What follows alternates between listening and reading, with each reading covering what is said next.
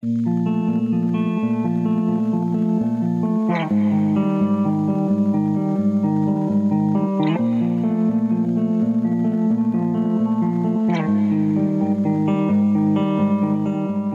here at MegaCon 2013, here on Sunday, day 3, and we are privileged enough here to talk with Nigel Sade. Alright, so you got beautiful artwork here, it's all very abstract. Can you tell us about it? What are your influences? How did you develop? I have a trinity, you see. At the top, the God position is Dali, and then we have Degas and Hieronymus Bosch. So, fantastic. You can definitely tell the Dali influence here with the partial anatomy. There's a lot of the dreamscape kind of feeling, so you pulled it off very well. So, especially like the Superman that's in the back. Very cool piece. Yeah, he's a new sort of. I did a bunch of symbols of like superheroes and stuff like that in my symbolic abstract style, which is this guy, so like this sort of thing. But I decided that I wanted to do more painting with it and whatnot. So this stuff has been done with as like a collage it's in Photoshop, but it's like sumi ink oils and photography that are collaged in Photoshop. But I love painting, so I'm going to start painting more of the things. And this is the watercolor of the piece that was going to be done as an oil. So of the new direction for all the superheroes that I'll do and stuff like that. Yeah, I was about to ask you what medium you work in, but you were kind enough to to respond. So what brings you to the Comic-Con and sci-fi crowd? It's funny. I started in the gaming industry. Like I wanted to be an illustrator for role-playing games and stuff like that. So, but I was my mentor was this gentleman Andy Hopp, who is a phenomenal artist in his own right.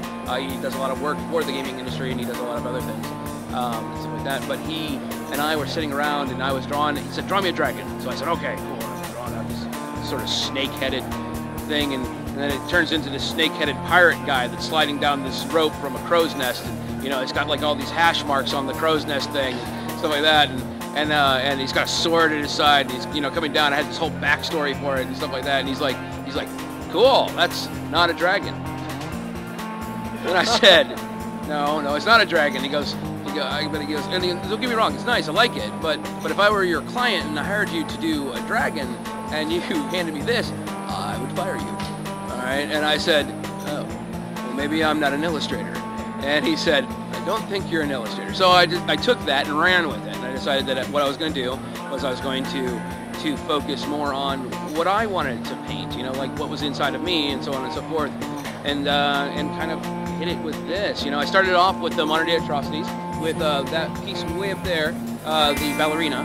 Okay, and that piece was done for my daughter, and it's she said, "I want a pretty ballerina for my birthday," and I said, "Okay, cool, but your dad's kind of a macabre artist, so here you go."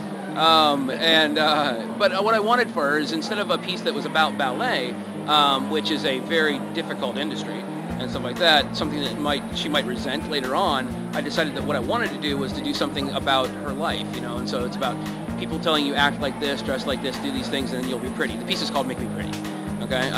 But in actuality, what you're making there is a constructed marionette.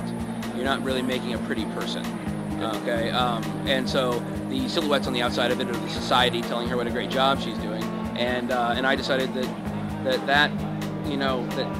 kind of thing where those society members needed to change was what she needed to learn as a little. She was 7 years old when I did it for her, and it's been her favorite piece of artwork ever since, and stuff like that. And then it turned out that was the same thing.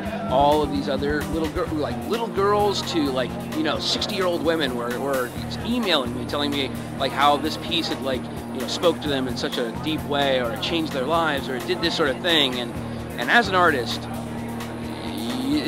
you don't really.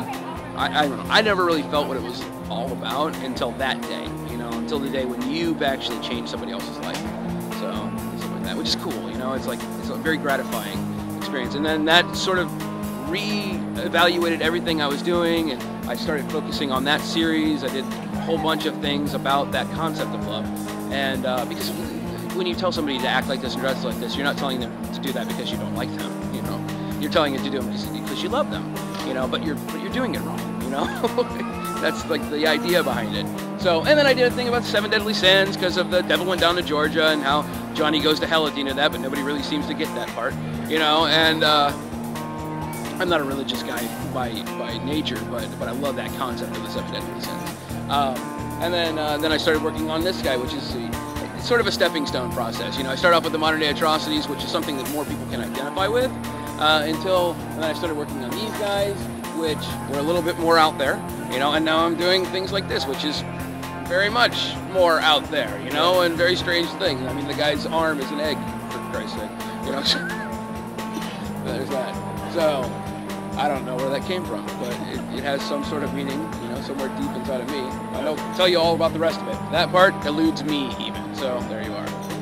So, as an artist and in your development, your next project, are you doing it now, or is there something you would like to be doing that you would like to break into? Well, I mean, like I said, I'm working on this new series, and then I'm working on a few other ones. I kind of want to do a series of pinups based on beauty disease. You know, like having like bulimia and anorexia and like cutting and stuff like that, and those kinds of ideals. And it's going to be, you know, it's cool. I got some ideas for it. And then I've also got another one that is let's see here. It's a triptych of about becoming an artist and stuff like that. And it's going to be like a 12-year-old like little girl, and then an 18-year-old to 20-some-year-old little girl, and then a woman who's in her like late years.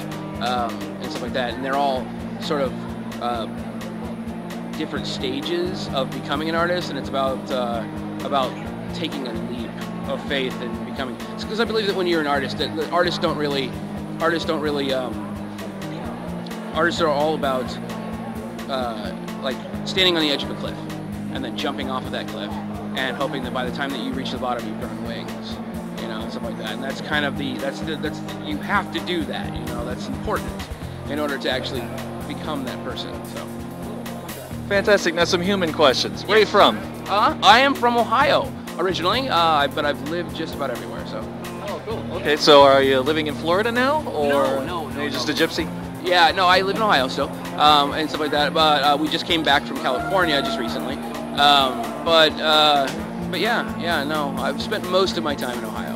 Right on, right on. So, do you spend a lot of time in the car, flights? You know, how do you get from con to con to con to con? It really depends on the show. If it's a big show, we'll obviously have to drive because, you know, shipping everything over is sometimes daunting. So, you know, like this show, we drove down because I got a brand new Vonnegut, a Volkswagen Vonnegut. You know, her name's the Naomi, and it's her maiden voyage, and we needed to like get her down here, you know, and break her in right. Yeah, exactly. Break her in, and she had some issues on the way down, so there was that. It's fun. Well, you know, old cars, beautiful, wonderful car, but seriously, you know, you gotta work out the kinks. Okay. Now, of all the stuff at the con that's going on, you got Sci-Fi, the 501st are down the street. You're across from Patrick Stewart. Right. We've got all sorts of comics going on. What are you into? Oh wow, I'm seriously all of it. I am into. I mean, we watch a lot of TV, you know, and we watch a lot of, because while we're painting and stuff like that, we, you know, have on series after series and series and series. I've watched all of Star Trek. I've watched, you know, I'm a huge sci-fi nut, you know. Star Wars is like my favorite thing in the universe, I think.